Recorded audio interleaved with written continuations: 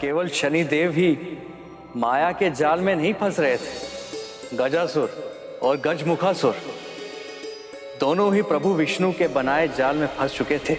बरसों बीत गए थे, ऐसा लग रहा था कि जैसे इन आदि प्रेमियों के भाग में केवल विरह है, मिलन नहीं। जैसे इनका प्रेम कभी सफल नहीं होगा। पर सच्चा प्रेम अपना मार्ग खोज ही लेता है। कितने कालखंड बीते, स्मरण नहीं, पर अंत में देवी पार्वती की पुकार महादेव के हृदय तक पहुंच गई। ओम नमः शिवाय। आंखें खुली, उनके मन ने देवी सती के अंश को पहचान लिया था। पर अब महादेव संपूर्ण सत्य जानना चाहते थे, इसलिए वह ऋषि के वेश में अपनी चिर प्रिया के प्रेम की परीक्षा लेने पहुंचे। ओम नमः शिवाय। ओम नमः। बस कीजिए देवी।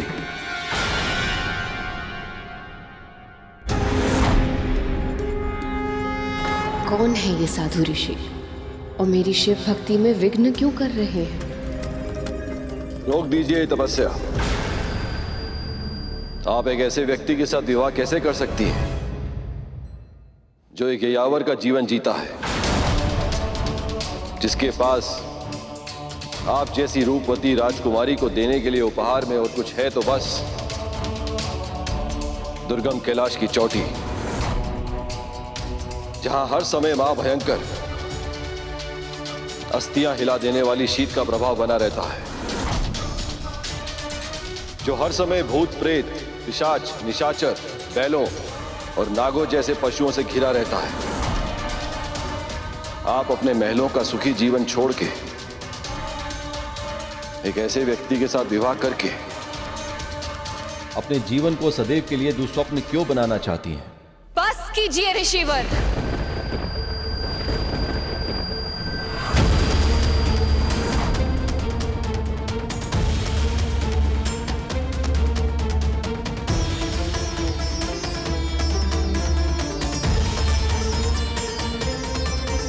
आप जो भी अपनी वाणी को विराम दीजिए।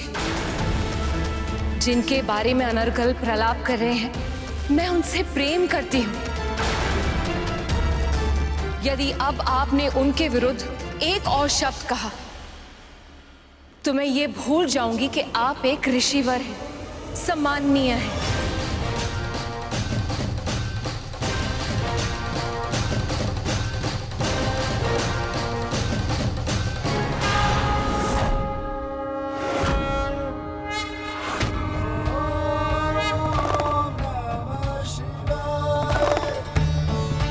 उस क्षण देवी पार्वती के लिए समय मानो थम सा गया था।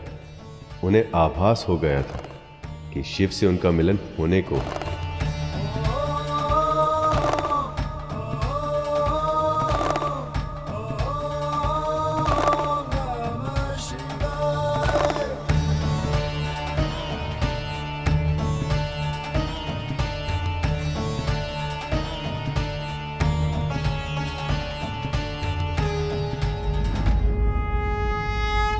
देव, महादेव, आप, इसका अर्थ है कि मेरी तपस्या सफल हुई। अब हमारा मिलन होगा। और इस तरह कई कठिन परीक्षाओं के बाद शिव और सती विवाह सूत्र में बंधने वाले थे।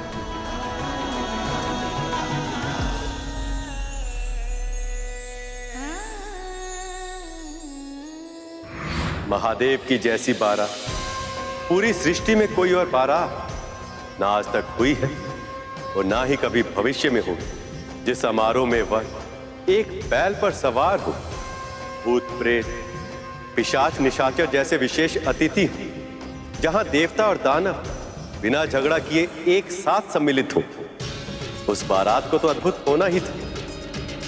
और वर की शोभा का तो वर्णन ही कैसे किया जाए। उनके पूरे तन में भस्म लगी थी, सर्प आभूषण थे, शीश पर जटाएं थी और उन्होंने अघोरी की तरह वस्त्र पहने हुए थे। पर जब वधू की मां ने ऐसे वर को देखा तो भय से काम कर अचेत हो गई। और तब पार्वती ने महादेव से अवसर के अनुरूप वेश धारण करने की विनती की। सभी देवी देवताओं ने उन्हें विश्व के सबसे उत्तम रेशमी वस्त्रों और दुर्लभ मणियों से सजाया। महादेव ने कामेश्वर का रूप धारण किया और उनकी आभा पूर्ण चंद्र से भी अधिक मनोहर हो गई। उन्हें इस रूप में देखकर महारानी मैनावती परम प्रसन्न हुई और इस प्रकार महादेव और देवी पार्वती का विवाह संपन्न हुआ। हर हर शंभू, हर हर शंभू, हर हर शंभू, हर हर शंभू।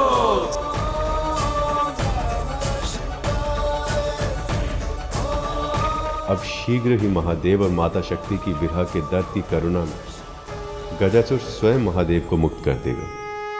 जहां एक और प्रभु विष्णु की योजना पूरी होने वाली थी, वहीं नियति शनि देव को कैलाश की ओर ले जा रही थी।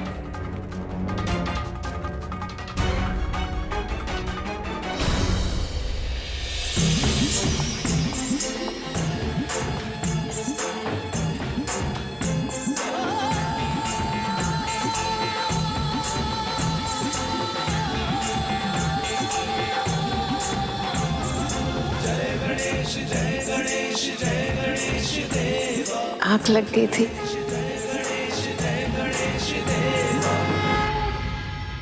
पुत्र, मुझे कितनी देर हो गई सोते सोते? कितने प्यार बीते उसका तो पता नहीं माँ, पर कुछ देर अवश्य हो गई है। तो तूने मुझे जगाया क्यों नहीं? इतनी देर से ऐसे ही बैठा रहा। कितनी असुविधा हुई होगी तुझे। यदि मैं आपके गोद में ऐसे सर रख के सो जाता तो क्या आपको असुविधा होती? असुविधा का तो प्रश्न ही नहीं उठता। मुझे तो सुख की अनुभूति होगी। बस माँ, बिल्कुल वही अनुभूति मुझे भी हुई है। मेरी सहायता से आपको तनिक विश्राम मिल पाए, ये मेरे लिए असुविधा नहीं, बहुत सुख की बात है माँ। आज अब तू सो जा मेरे पास, आजा। जग में उसे बनाते।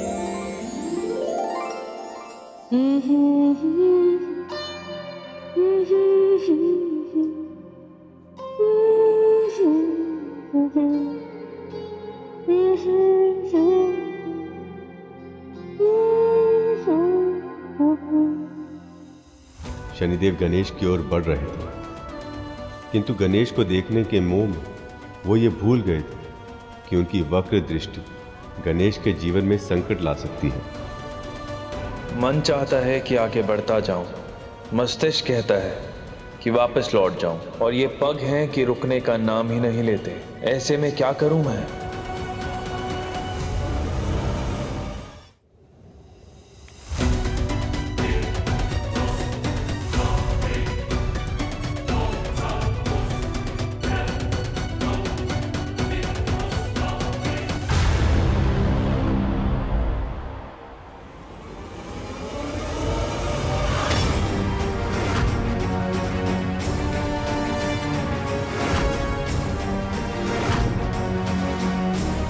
यहां से तो कुछ दिखाई ही नहीं दे रहा।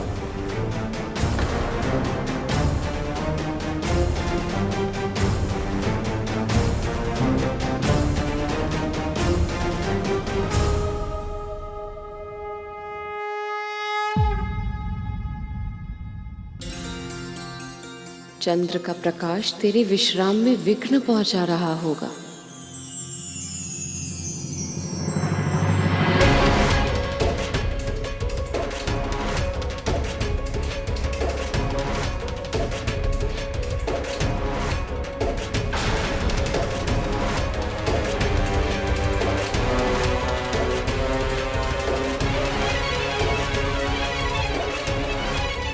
चंद्रदेव के प्रकाश और माता की ममता ने अनहोनी होने से रोक लिया था, किंतु विधि के विधान को कौन टाल सकता है? शनि की दृष्टि से बाल गणेश भी नहीं बच पाए।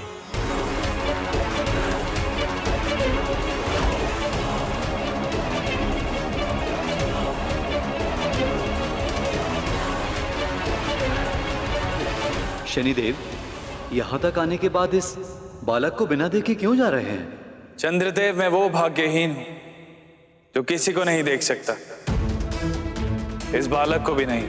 धैर्य रखिए शनिदेव, धैर्य का परिणाम सदैव सुखद ही होता है।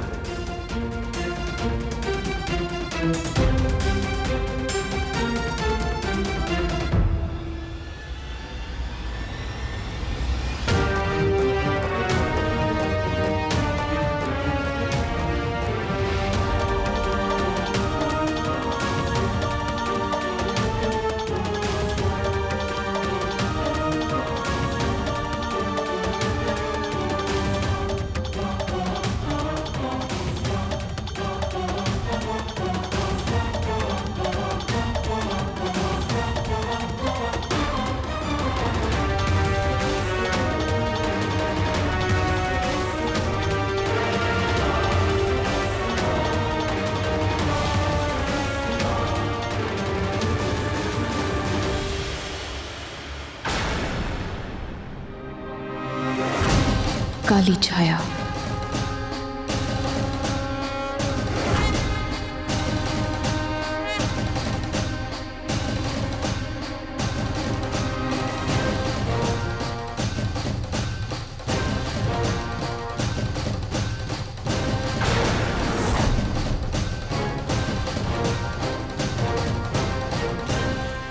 शनिदेव,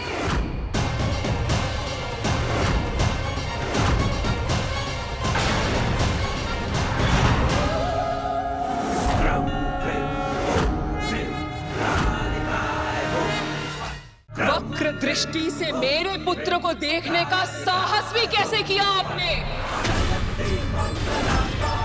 माँ, मुझे क्षमा कर दीजिए माँ। आपका कर्तव्य है कि आप अपनी भावनाओं को नियंत्रित रखें। अपने धर्म से बाध्य हैं आप, और फिर भी आपने ये नियम तोड़ दिया। मेरे पुत्र के साथ अकल्पनीय अपराध कर दिया आपने, और अब इस अपराध का दंड आपको भोगना ही होगा दंडाधिकारी। मुझे क्षमा कर दीजिए।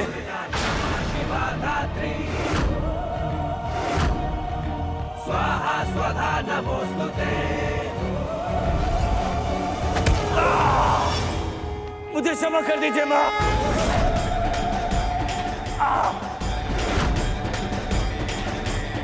मुझे क्षमा कर दीजिए।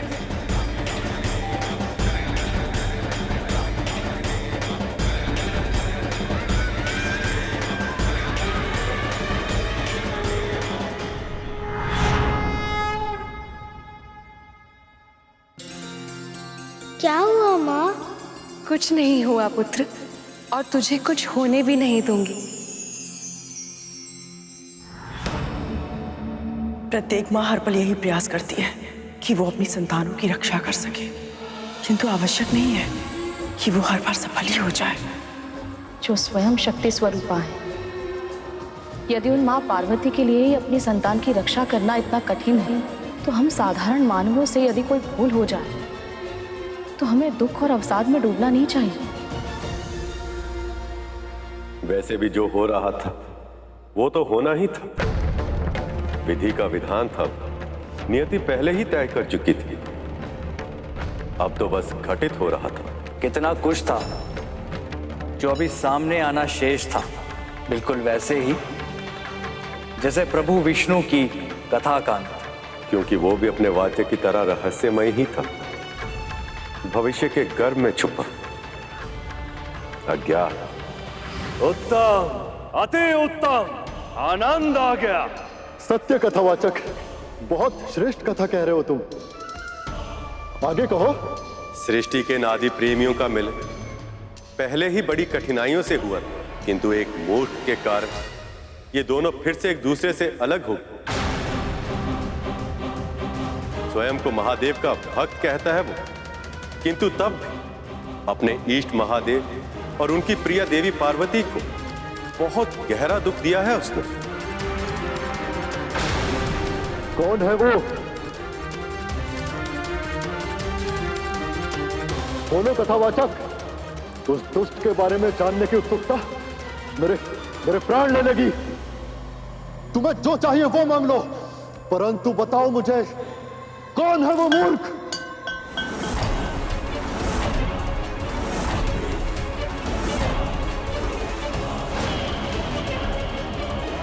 बोलो कथावाचक, कौन है वो? यदि आपके लिए अपने वचन का तनिक भी महत्व है तो महादेव को अपने उदर से बाहर आने दीजिए महाराज।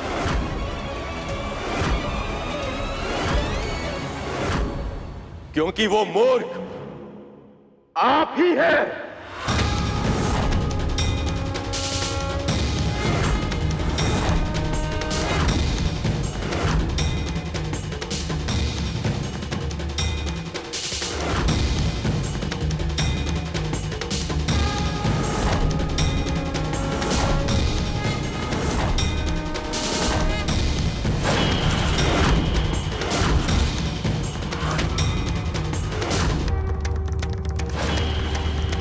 मैं तुम्हें अंतिम चेतावनी दे रहा हूं गजासुर। अब अपना वचन पूरा करो, महादेव को मुक्त कर दो।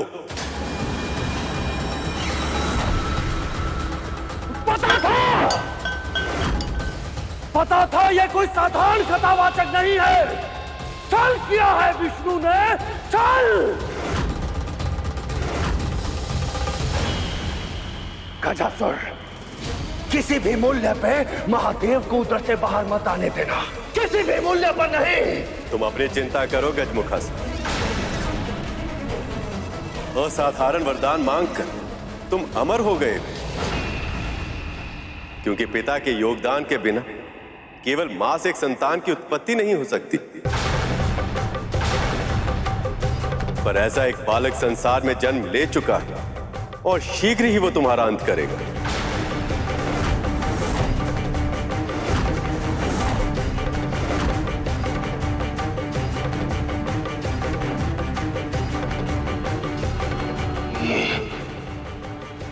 ये सत्य है गजासुर। ये क्या हो गया? मुझे क्षमा करना मेरे भाई।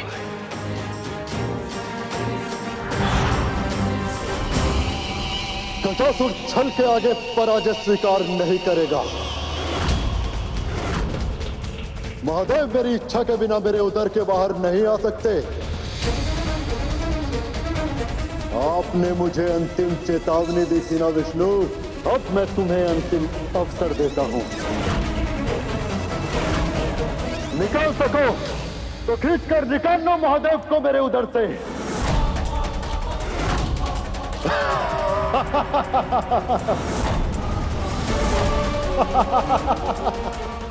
गजासुर महादेव से मिले वरदान के कारण इतने अहंकार में था कि उसे ज्ञात भी नहीं कि वो किसके समक्ष चुनौती रख रहा है।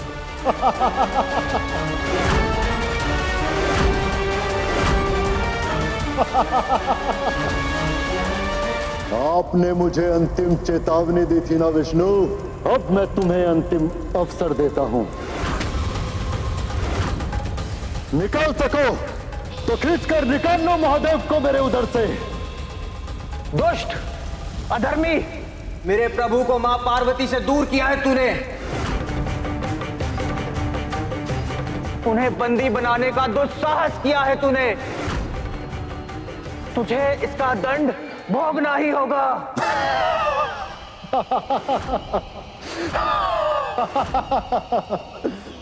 स्वयं महादेव का वरदान प्राप्त है मुझे। कोई भी देवी, देवता, सुर, गंधर्व, मानव, दानव, ऋषि, मुनि, कोई भी मुझे छू भी नहीं सकता। तो तू मेरा क्या अहित कर पाएगा पशु?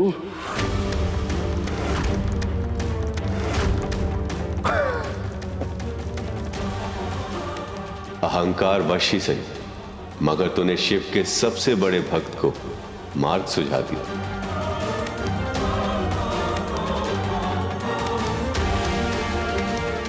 भगवान का वरदान भी आज इस भक्त के क्रोध से तेरी रक्षा नहीं कर पाएगा गजासुर।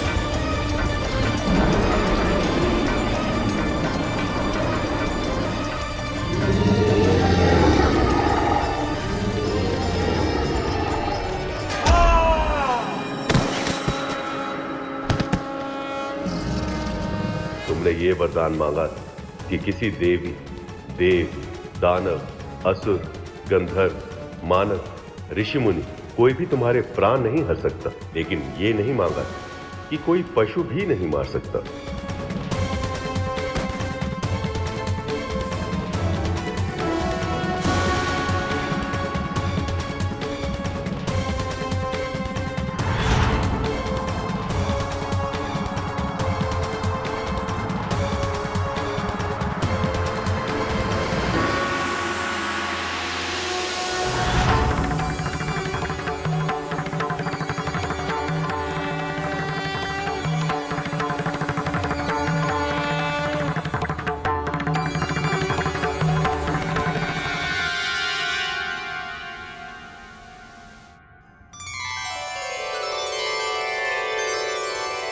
प्रभु,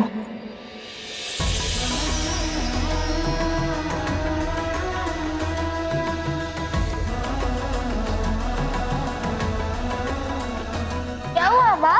आप इतने प्रसन्न, वो भी इतना अधिक, और उसके कारण सब और प्रकाश मिल गया। माँ क्या हुआ? मेरी प्रसन्नता इस प्रकाश के कारण नहीं है पुत्र, ये प्रकाश मेरी प्रसन्नता का कारण है, क्योंकि इस प्रकाश से तेरे पिता का अस्तित्व जुड़ा है। मेरे पिता से? हाँ पुत्र, और अब ये संकेत है कि वो वापस आ रहे हैं। मैं अपने पिता से मिलूंगा। वो कैसे दिखते हैं? वो कौन है? उनका नाम क्या है? पुत्र, मैं तुझे सब कुछ विस्तार में बताऊंगी, परंतु अभी मुझे स्नान के बाद अपनी पूजा समाप्त करनी है। तब तक मैं क्या करूँ माँ? कुछ ऐसा दीजिए ना कि मैं आपकी सेवा कर सकूं। आ मेरे साथ।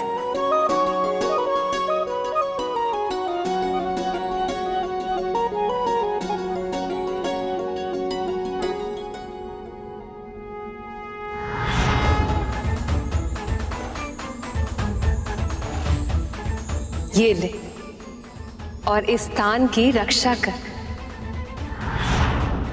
परंतु याद रहे, जब तक मैं बाहर वापस ना आ जाऊं, मेरे स्नान ध्यान में कोई भी व्यवधान ना पहुंच पाए। पर माँ, मैं इस दंड से किसी को कैसे रोक पाऊंगा? पुत्र, ये कोई साधारण दंड नहीं, मेरी शक्ति से संचालित है। इसीलिए ये विश्वास कर कि इस दंडे के रूप में तेरी माँ ही तेरे साथ है। इसीलिए जब तक ये दंडा तेरे हाथों में है तो किसी का भी सामना कर सकता है। तो फिर आप निश्चित होकर जाइए माँ। जब तक आपकी आज्ञा नहीं होगी, कोई भी भीतर प्रवेश नहीं कर पाएगा।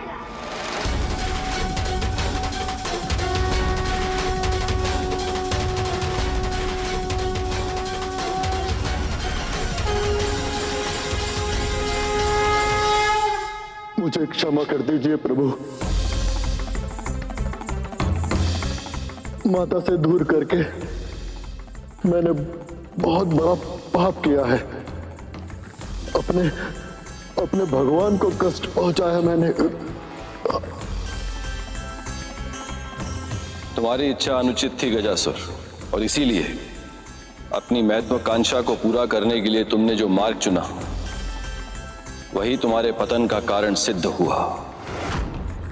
परंतु जो भी हो, तुम हो तो मेरे भक्त ही, इसलिए मैं तुम्हें क्षमा करता हूं गजासुर। और यही नहीं, तुम अमर होना चाहते थे, अब मैं तुम्हारी ये इच्छा भी पूरी करूंगा। तुम्हारे चर्म को वस्त्र की तरह धारण करूंगा मैं, ताकि अनंत काल तक ये संसार तुम्हें सदैव स्मरण रखे। आप दया निधान है प्रभु। आपकी सदा ही जय हो।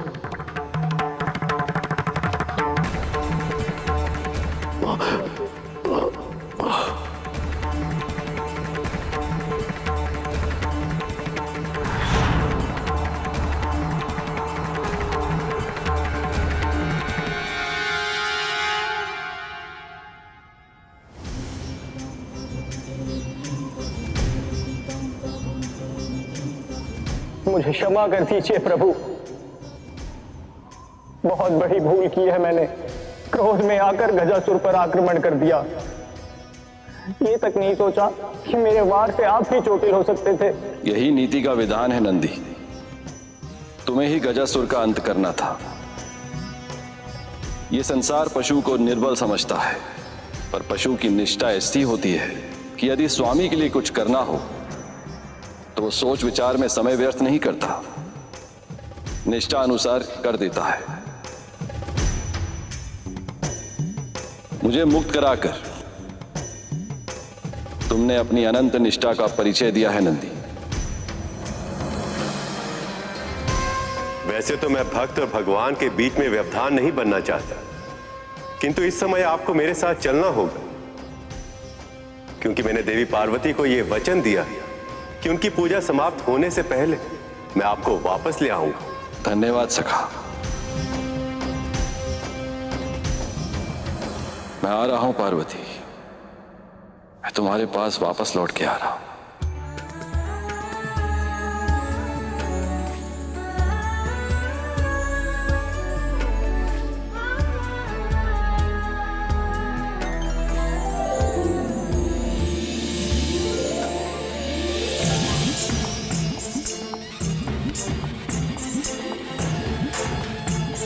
जहां एक और कैलाश में बालक गणेश अपनी मां के आदेश का पूर्ण निष्ठा से पालन करने को प्रस्तुत थे।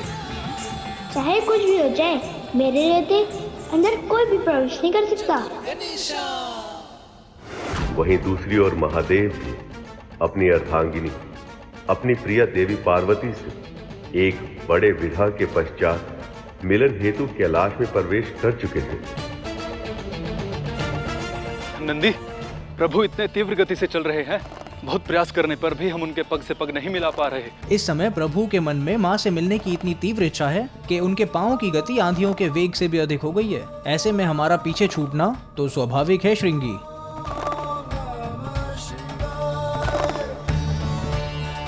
कुछ तो बदल गया है, पर क्या? पार्वती कहाँ? मुझे तो आशा थी कि वो मुझे द्वार पर ही मिलेगी। मेरी प्रतीक्षा में व्याकुल और स्वागत को आतुर।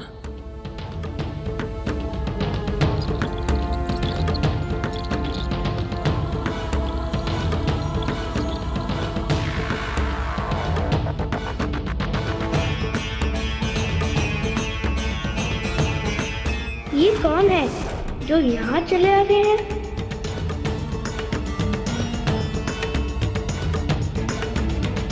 कौन है ये बालक?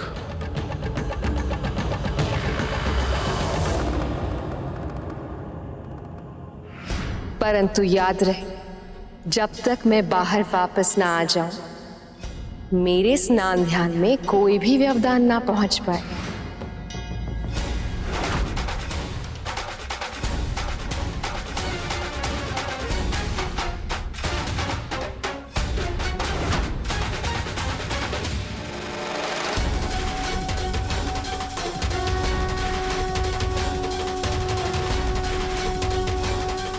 ये विचित्र व्यक्ति कौन है?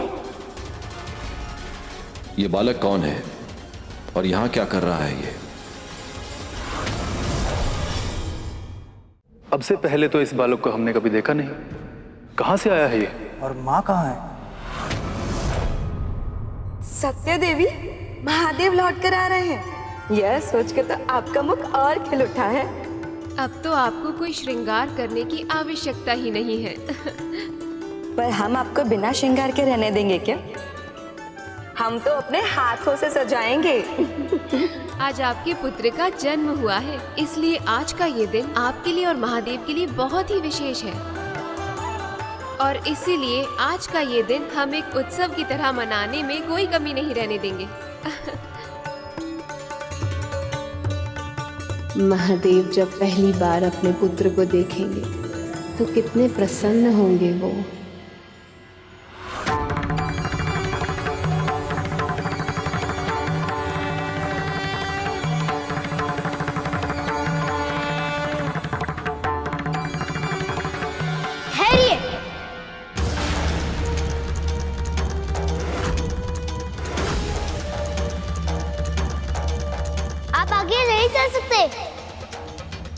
माँ की आज्ञा है कि जब तक वो स्वयं बाहर ना आ जाए तब तक किसी को भीतर जाने की अनुमति ना दूं।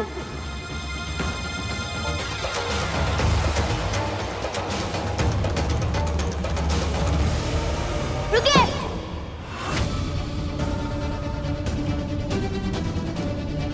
भीतर प्रवेश करना वर्जित है। अपना परिचय तक तो दिया नहीं और आगे बढ़े चल जा रहे हो कौन तुम? महादेव से इतना कटाक्ष प्रश्न, कौन है ये दुस्साहसी बालक? ये बालक प्रभु से इतनी उद्दंडता से कैसे बात कर रहा है?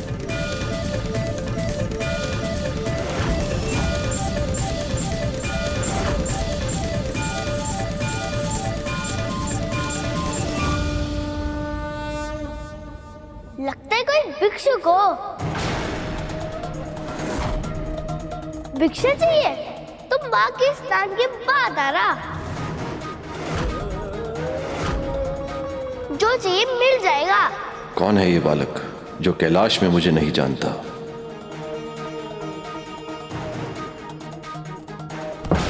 सुना नहीं?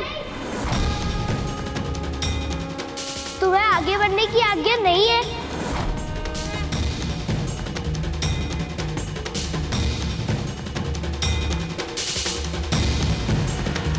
अच्छा, तुम्हें बहुत जोर से भूख लगी है तो पहले क्यों नहीं बताया?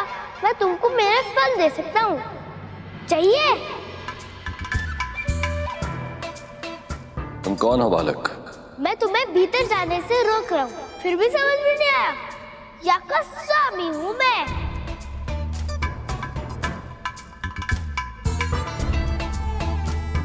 ये तो स्वयं को कैलाश का स्वामी कह रहा है। इतना दुस्साहस, और वो भी महादेव के सामने। और तुम मेरे द्वार पे आए हो, इसलिए तुम अपना परिचय दो। कौन हो तुम? कहाँ से आए हो? मैं तो कल्पना भी नहीं कर पा रहा हूँ कि भगवान गणेश ने अपने पिता महादेव से ऐसे प्रश्न किए होंगे, इस ढंग से बात की होगी।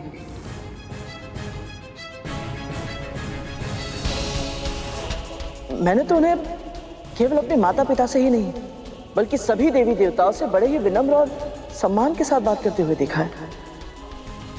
स्वयं परब्रह्म स्वरूप है वो, फिर भी उन्हें इस बात का तनिक भी अभिमान नहीं।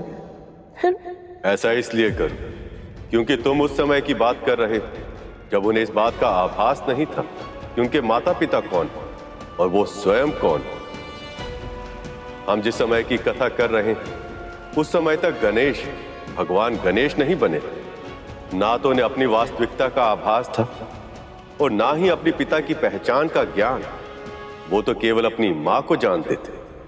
वो इस बात से अज्ञात थे कि उनके सामने जो देव है वो उनके पिता है और उनका अपमान करना मतलब क्रोध को आमंत्रण देने के समान था।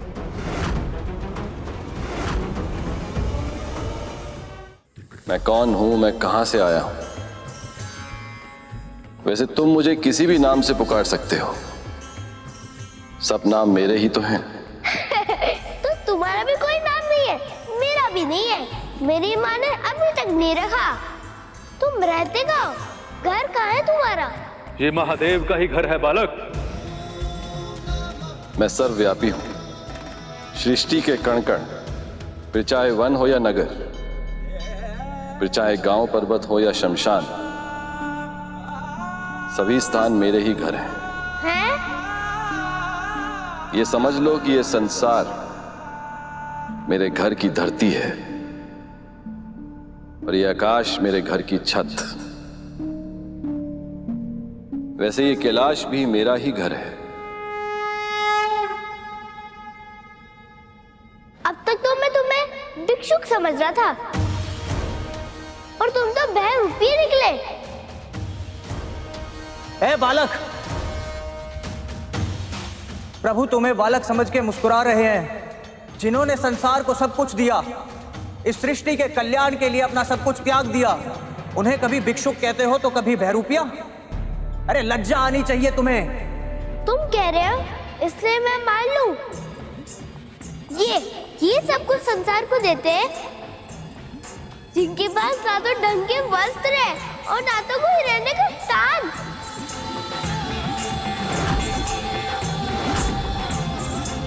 और बातें तो इतनी बहकी बहकी करते हैं कि कह रहे हैं क्या? तो फिर और क्या पुकारूं इन्हें? जाकर जल में अपना प्रतिबिंब देखो, कोई भिक्षु या 2 रुपये रखते हो? कितनी घनी चटाई है तुम्हारी, कभी सोच करके सुलझाते नहीं हो क्या? और विडंबना यह है कि जिस समय वो बालक महादेव से ऐसे प्रश्न कर रहा था, उस समय मां पार्वती अपना श्रृंगार करते हुए भी महादेव के ध्यान में ही रमी थी और उनकी स्तुति करते करते उस बालक के प्रश्नों के उत्तर दे रही थी। परंतु वो बालक अपने अज्ञान और अभिमान के कारण उन्हें सुनने में असमर्थ था।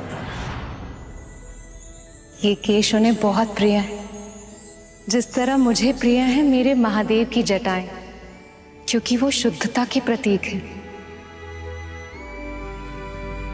महादेव ने अपनी जटाओं में गंगा को बांधकर उसे भी पवित्र कर दिया है। तभी तो महादेव की जटाओं के एक सिरे से जो गंगा निकलती है और जब वो धरती पर जाती है तो उसमें स्नान करने वाले सभी के पाप धुल जाते हैं। और ये ललाट के बीच में आग क्यों है? 2 आग देखने के लिए कम कर रही थी क्या? स्वामी का तीसरा नेत्र इस बात का प्रतीक होता है कि हम जो 2 आंखों से देख पाते हैं वो सदैव सत्य नहीं होता।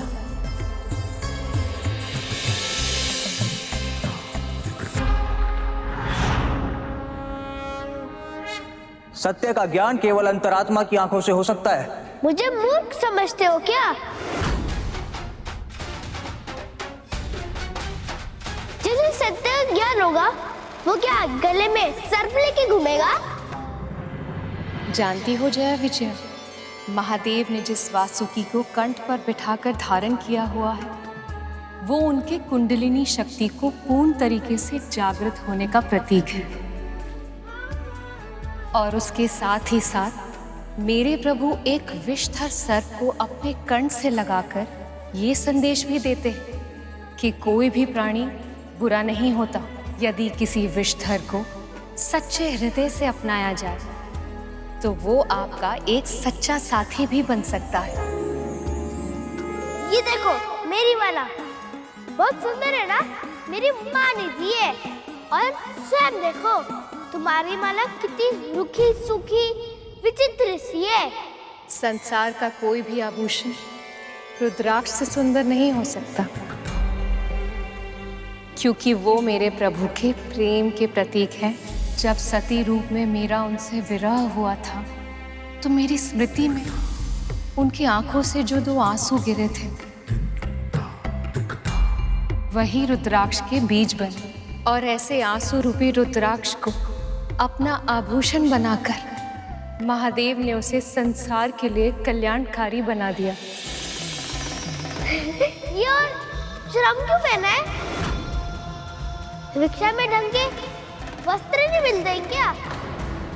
सादा जीवन जीते हुए भी उच्चतम विचारों के सिद्धांत को मेरे महादेव से अधिक और कोई सार्थक नहीं कर सकता।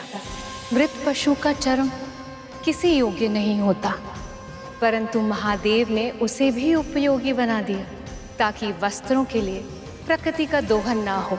जानती हो ना, रेशम के धागे के लिए कितने ही कीट अपने प्राण गंवा देते हैं और कपास उगाने के लिए कितने ही वन काट दिए जाते हैं।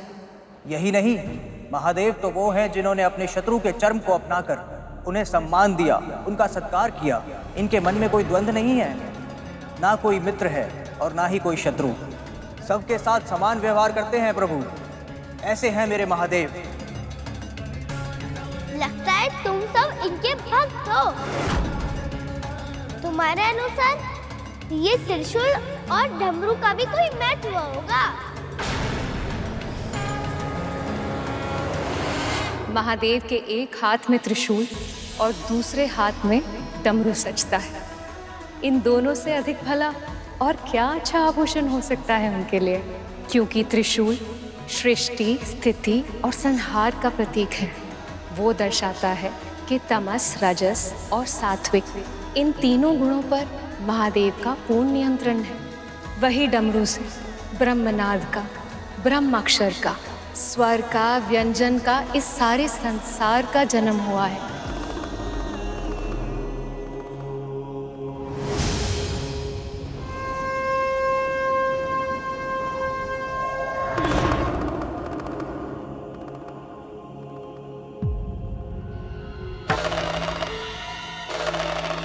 महादेव अपने तन को उस भस्म से सजाते हैं जो अनश्वर है।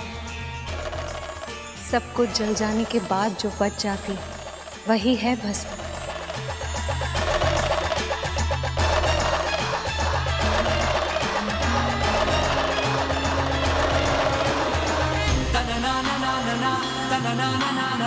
इसका स्पर्श मन को शांति दे रहा है। क्या है ये? अब इस ना समझ के प्रभु के वास्तविक रूप का और महिमा का ज्ञान अवश्य होगा।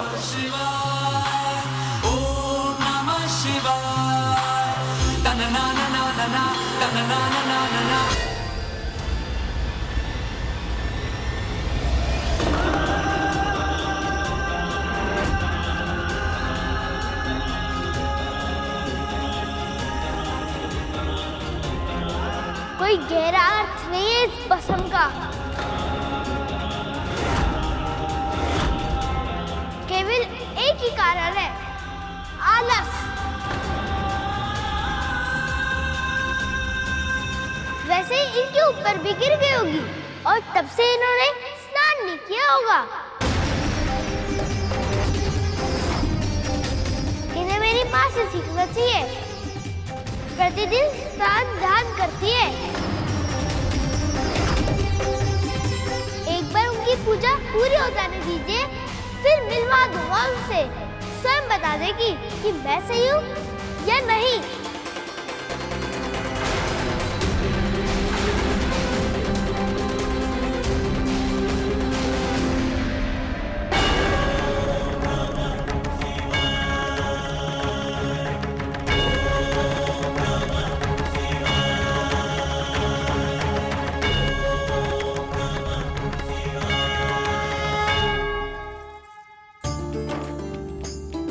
देवी, अब आप पूर्ण रूप से तैयार हो गए हैं।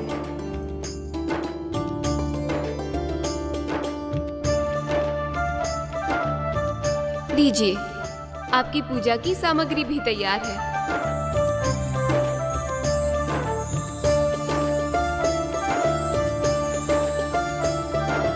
रुकिए, आपके बालों की ये एक लट ना बहुत ही हठी है। इसे मैं सही कर देती हूँ। बस बस बस करो जय विजया, महादेव आते ही होंगे। प्रवेश करते ही यदि उनकी आंखों ने मुझे नहीं देखा तो वो निराश हो जाएंगे। उनके आने से पहले मुझे पूजा भी समाप्त करनी है। अब जाओ। चलो। कितने प्रसन्न होंगे प्रभु जब उनकी अपने पुत्र से प्रथम भेंट होगी।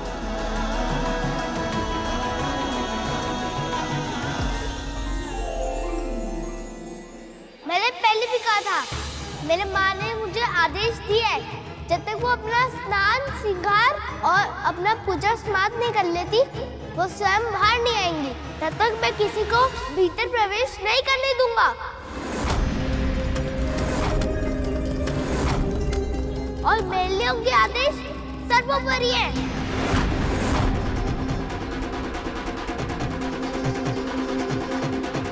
तुम्हारी मातृभक्ति देख के बहुत प्रसन्नता हुई बाल, पर बस कुछ और नहीं सुनना मुझे।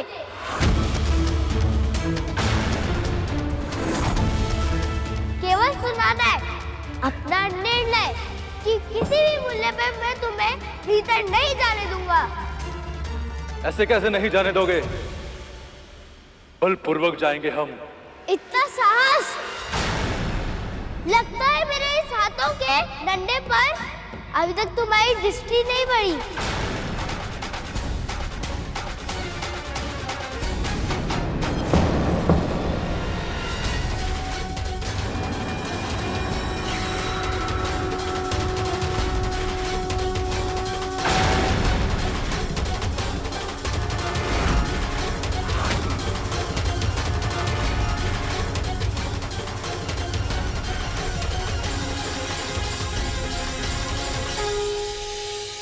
इस डंडे का इतना प्रभाव, ये कैसे संभव है प्रभु?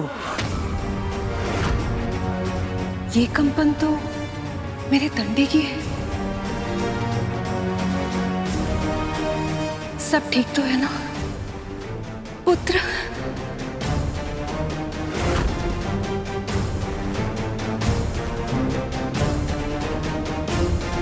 इस तरह घूर के देखने से भयभीत नहीं हूँगा मैं।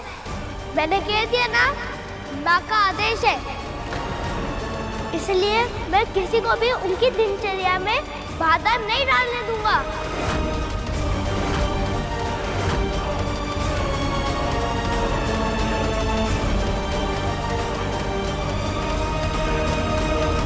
यदि तुम्हारी माँ चाहती है कि उनसे कोई भेंट ना करे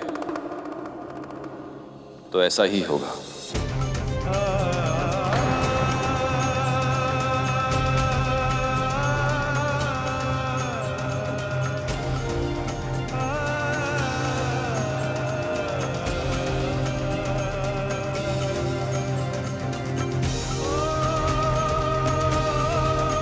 प्रभु,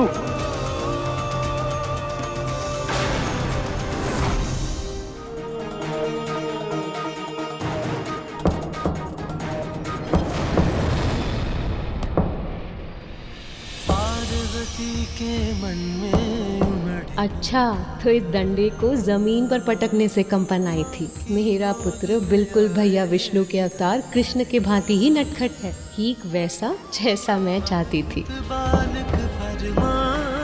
प्रेम लुटाती, प्रथम देवता जग में उसे बनाती। हाँ, प्रथम देवता जग में उसे बनाती। बड़ा उपयोगी शस्त्र है भाई। कुछ देर अवश्य लगी, पर अंत में मुझसे भयभीत होकर मेरी बात मानकर वो वापस लौट गए। अच्छा हुआ माँ की पूजा में कोई विघ्न नहीं आया।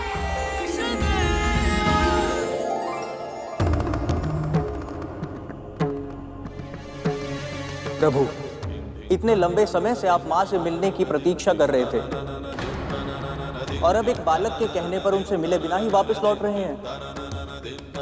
प्रभु, आपको तो उसे दंड देना चाहिए। हाँ प्रभु, हम सबने इतना समझाया, पर हमारी बात माननी तो दूर, उसने सुनी तक नहीं।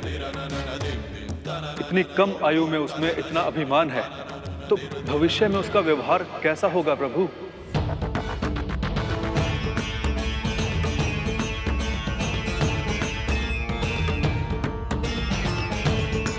वो बालक उद्दंड तो है,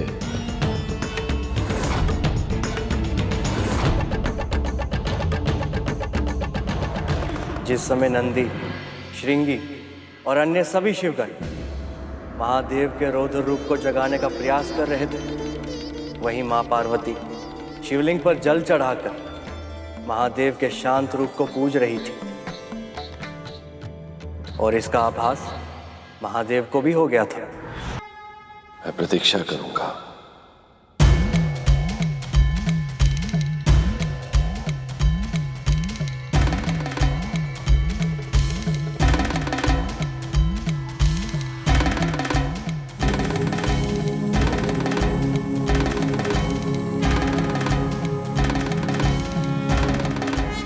प्रभु तो पुनः ध्यान करने लगे। उस बालक के कारण प्रभु और माता के मिलन में एक बार फिर विलंब हो गया। अब मुझे ही उस उद्दंडी बालक को शीशता का पाठ पढ़ाना होगा, ताकि प्रभु और माता का मिलन शीघ्र ही हो सके। इतना सब कुछ हो जाने के बाद भी महादेव को क्रोध क्यों नहीं आया गुरुदेव? वो स्वयं को शांत कैसे रख पाए? महादेव का रुद्र रूप उनके संपूर्ण व्यक्तित्व का एक अंश भी नहीं,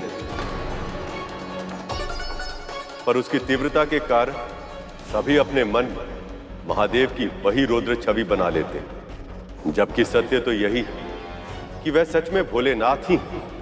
वे कभी अहंकार नहीं करते, किसी की बात का बुरा नहीं मानते, कभी किसी से प्रतिशोध नहीं लेते। ये उनका स्वभाव ही नहीं है गरुड़। और उस समय भी उन्होंने वही किया। वे ध्यान में बैठ गए और समाधि की अवस्था में चले गए, परंतु नंदी, श्रृंगी और अन्य सभी शिवगण इतने शीघ्र ही शांत होने वाले नहीं थे।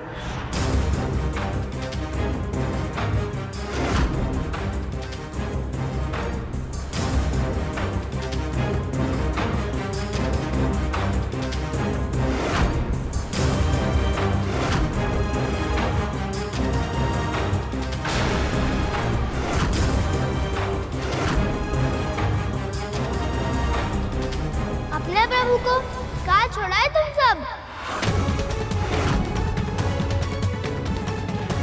बालक, तुम्हारी उद्दंडता अब सीमाएं तोड़ रही है। यदि अपनी माँ की आज्ञा पालन करना उद्दंडता है, तो ये उद्दंडता मैं अवश्य करूँगा। देखता हूँ क्या बिगाड़ते हो तुम सब मेरा। सावधान बालक, तुम हमारे प्रभु को नहीं जानते। वो शिव हैं, शिव, देवों के देव महादेव। इनका क्रोध बहुत भयंकर होता है। ना तो मैं उनके क्रोध से भयभीत हूँ और ना तो उसकी भयंकरता से। भयभीत होने की आवश्यकता है बालक। जब अहंकार बुद्धि पर हावी हो गया था और वह चालता विवेक पर भी, तब उन्होंने ब्रह्मा जी का शीश काट दिया था। ऐसे है हमारे महादेव।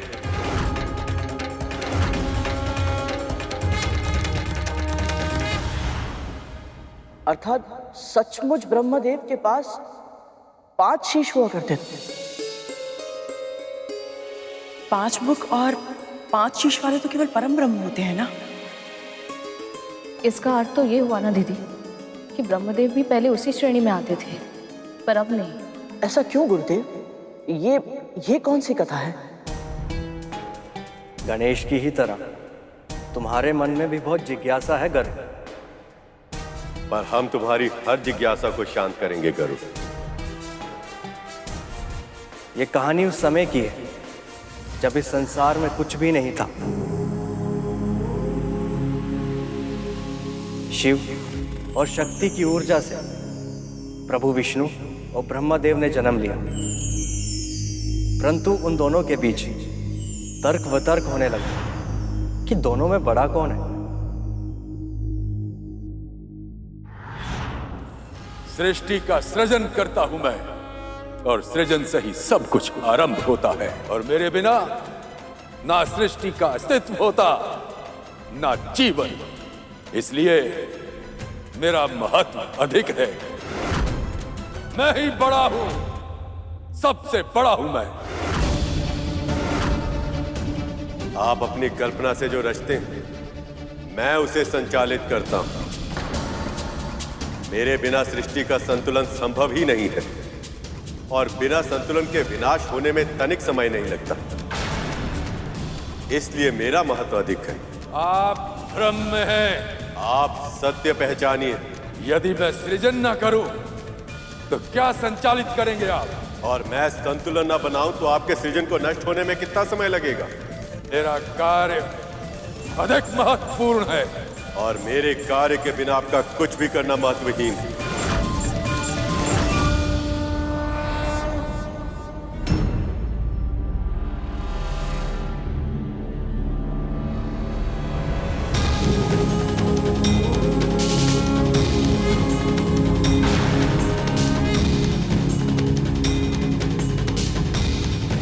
ये स्तंभ क्या है? ये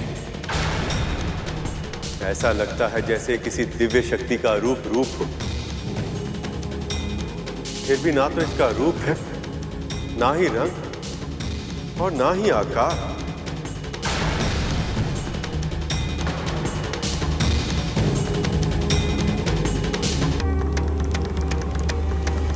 कौन है आप? यही तो जानना है तुम्हें। स्वयं को सबसे बड़ा सिद्ध करने का प्रयास कर रहे थे तुम दोनों। जो इस स्तंभ का आदि और अंत ढूंढ लेगा, वही सबसे सर्वश्रेष्ठ कहलाएगा और वही पूजनीय बन जाएगा।